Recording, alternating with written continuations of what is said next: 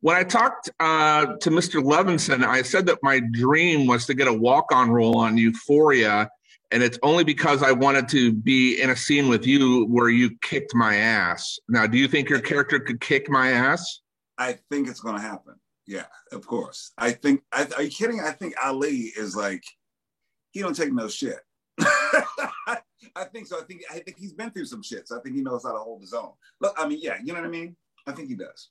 What do you get asked about more, Walking Dead or Euphoria?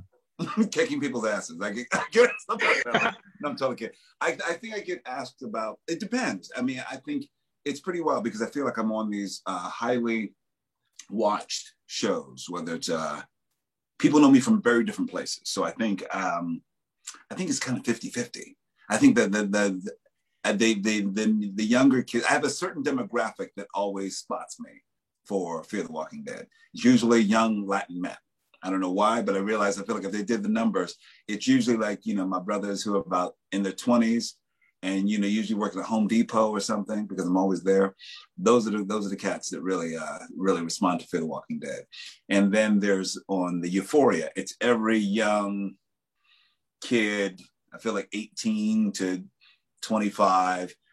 If I go into a cafe or something, they're sitting there, you know, usually I can tell by the way they look, the way they're dressed. I'm like, yeah, it's good to have a mask on right now, but I know that like they would like, oh, that's Ali, you know, because they sort of look like they belong in Euphoria, you know. See, you said Home Depot, but I had you more as a Lowe's guy.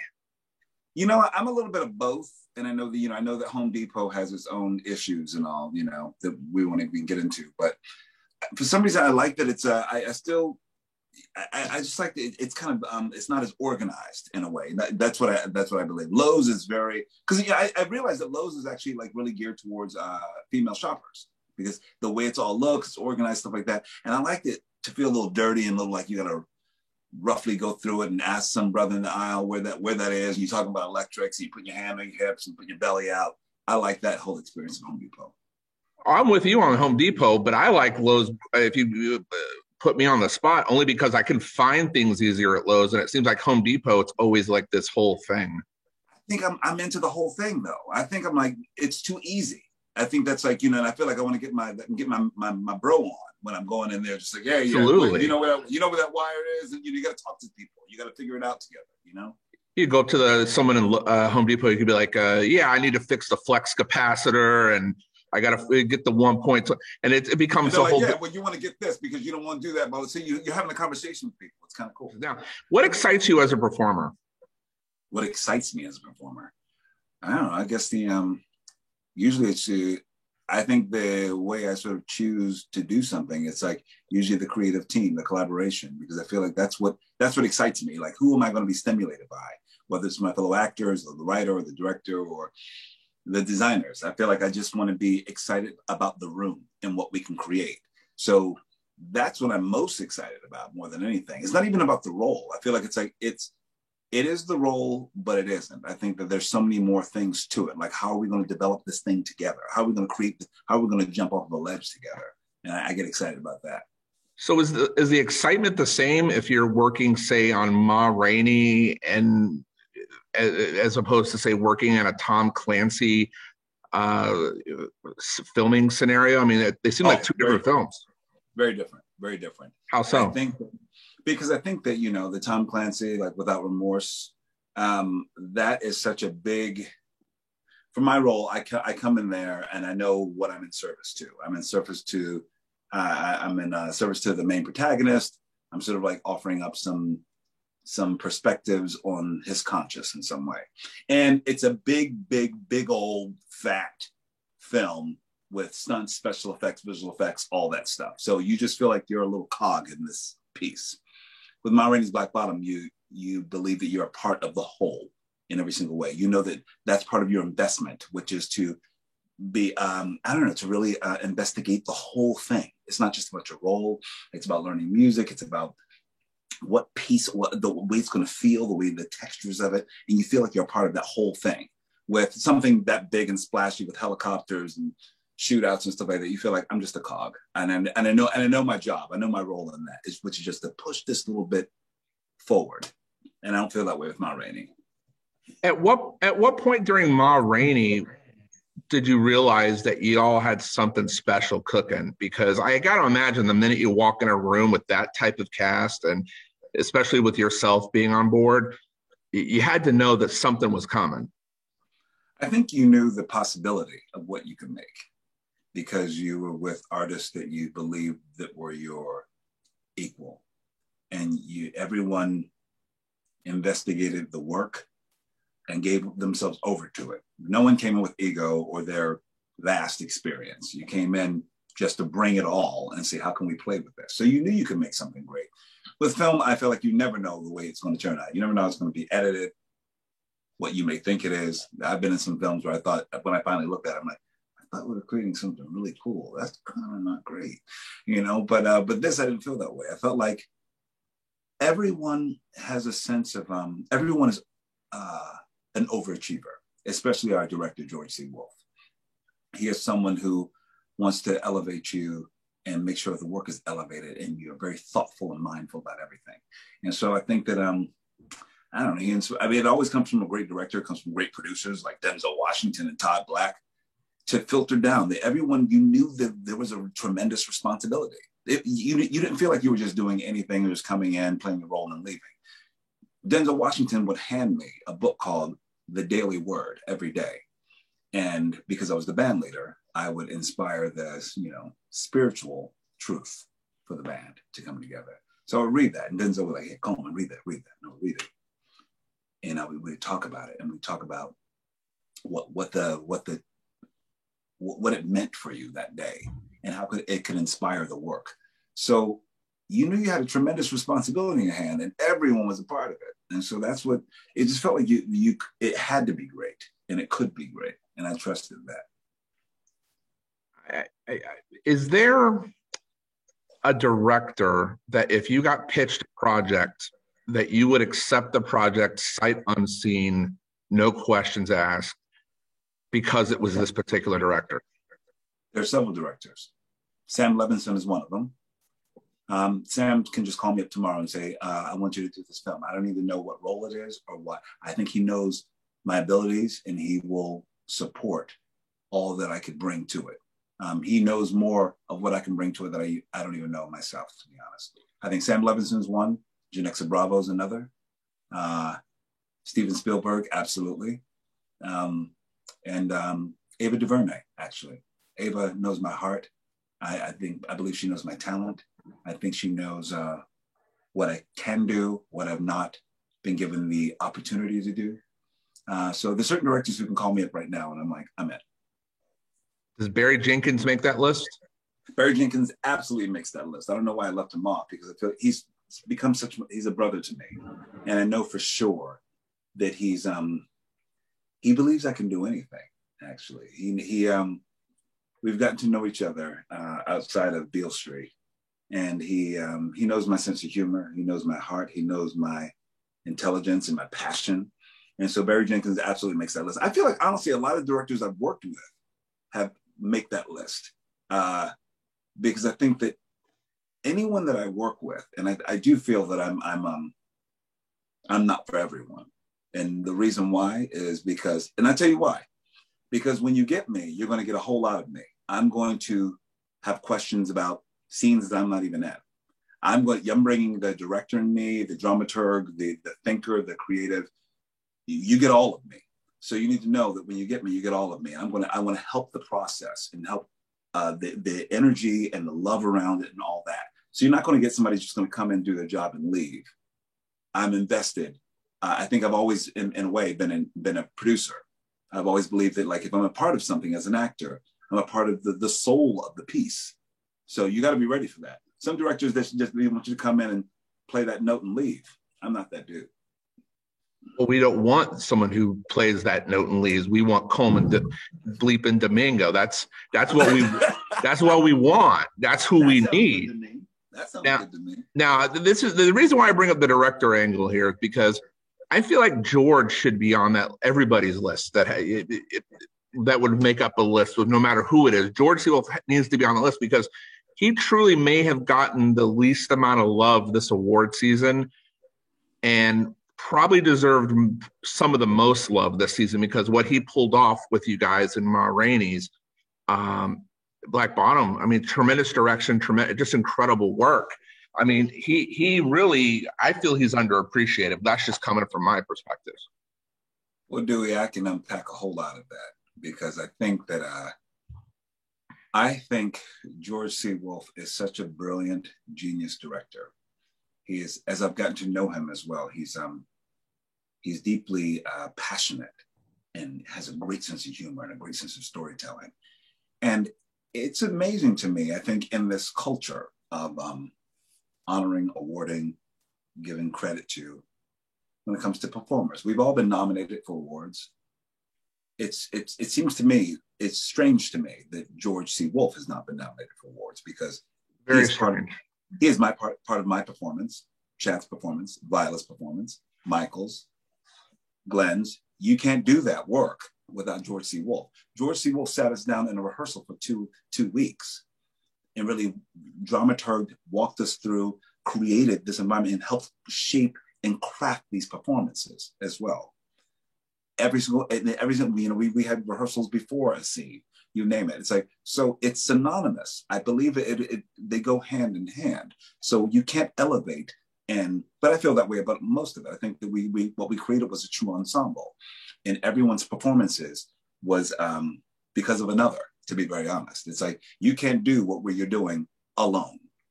There are all these other people that have to help lift you to a performance. And George C. Wolfe was on top of all of that too. So I feel like in every single way, I feel like it's truly an ensemble. And I think it's rare to see that. It's not that we're an ensemble because we're a large cast and everyone has something to do. We're like, no, we're all working together, a lot as an ensemble in these scenes, so you don't know where one person's work ends and another begins, I believe. I am 100% with you. And underneath that biggest travesty, a close second would be you not getting the love you deserve this award season, because I feel like almost all of Chad's scenes in that film happen because he's playing off of the energy you're giving and the energy you're giving to the scene. I think I couldn't believe how it really unfolded, to be quite frank. But I'm at least I'm happy that it's getting the respect in other areas and that you guys are getting some recognition. I just feel like it should have been more. Now, you don't have to say much to that other than just kind of smile if you want, but I'm just telling you from a critic's perspective, I felt you were grossly underappreciated.